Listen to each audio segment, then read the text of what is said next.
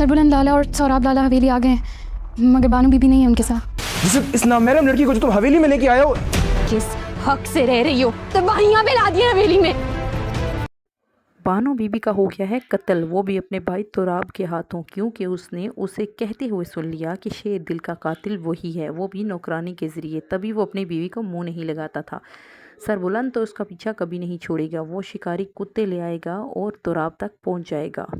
इधर जो तुराब की बीवी है वो शक करती है रबिया पर और उसे कहती है कि ये सब तबाहियाँ तुम्हारी वजह से मची हैं और तुम किस हक से इस घर में रह रही हो।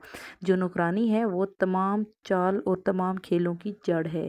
इधर तुराब अपना खेल छुपाने के लिए नौकरों और नौकरानियों को बुला लेता है और कहता है कि तुम सब बताओ कि बानो कहाँ है। वो बानो को एक पहाड़ी के नीचे छुपा देगा और सरबुलंद से छुपाने की कोशिश करेगा, लेकिन ऐसा नहीं हो पाता क्योंकि वो शुरू से ही सरदारी करना चाहता था, जो कि बानो को सब पता चल गया है।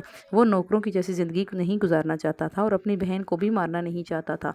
वो तो उसकी अचानक से डेथ हो गई और वो बेचारी उसी के हाथों अपने ही ट्रिगर पिस्टल हाथ में उठाए उसका ट्रिगर प्रेस हो जाता है और वो अपने भाई की गोद में दम तोड़ देती है। लेकिन इस बात का दुख तुराब को अंदर ही अंदर खाए जा रहा है और उसकी हकीकत सबके सामने आ गई है। अब इस चीज़ को देखने के लिए हम अगली किस्त में देखेंगे कि क्या बानो वाकया ही उसका कातिल पकड़ा जाएगा या नहीं। हाँ, सरबुलंद बानो के कातिल को पकड़ लेगा जो कि तुराब है और रबिया के दुश्मनों तक पहुंचने की भी पूरी कोशिश करेगा, क्योंकि रबिया के दुश्मनों और तुराब के कातिलों में कुछ ना कुछ सेम हो सकता है।